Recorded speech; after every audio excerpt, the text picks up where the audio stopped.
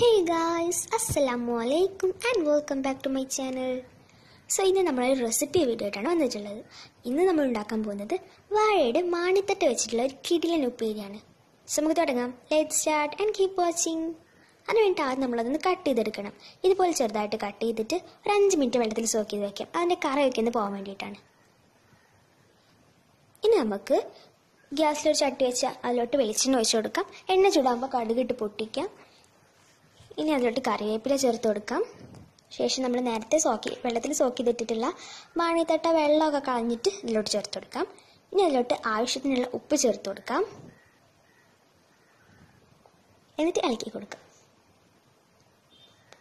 ഇനി നമുക്കൊരു പേസ്റ്റ് ഉണ്ടാക്കണം. അതിന് വേണ്ടിയിട്ട് തേങ്ങ, പിന്നെ നിങ്ങൾക്ക് എരിവിനനുസരിച്ചുള്ള മുളകും കൂടെ അരച്ചെടുക്കാം. ആ ഒരു പേസ്റ്റ് ഇതിലോട്ട് ചേർത്ത് കൊടുക്കാം. എന്നിട്ട് ഇളക്കി കൊടുക്കാം. അപ്പോൾ നമ്മുടെ മാണിത്തട്ടയുടെ ഉപ്പേരിയുടെ റെഡി ആയിട്ടുണ്ട്. ഇത്രയേ ഉള്ളൂ, വളരെ ഈസിയാണ്.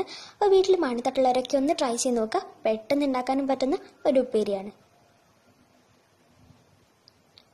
സോ നിങ്ങൾക്ക് ഈ വീഡിയോ ഇഷ്ടപ്പെട്ടാന്ന് വിചാരിക്കുകയാണ്. ഇഷ്ടപ്പെട്ടാൽ ലൈക്ക് ചെയ്യുക, ഷെയർ ചെയ്യുക, കമൻറ്റ് ചെയ്യുക. അതുപോലെ ഈ ചാനൽ ഇഷ്ടപ്പെടുകയാണെങ്കിൽ ഒന്ന് സബ്സ്ക്രൈബ് ചെയ്താൽ തൊട്ടടുപ്പത്തുള്ള ബെല്ലൈക്കൺ ഒന്ന് പ്രസ് ചെയ്താൽ ഞങ്ങളുടെ ന്യൂ അപ്ഡേറ്റ്സ് ഒക്കെ നിങ്ങൾക്ക് കാണാം. Thanks for watching.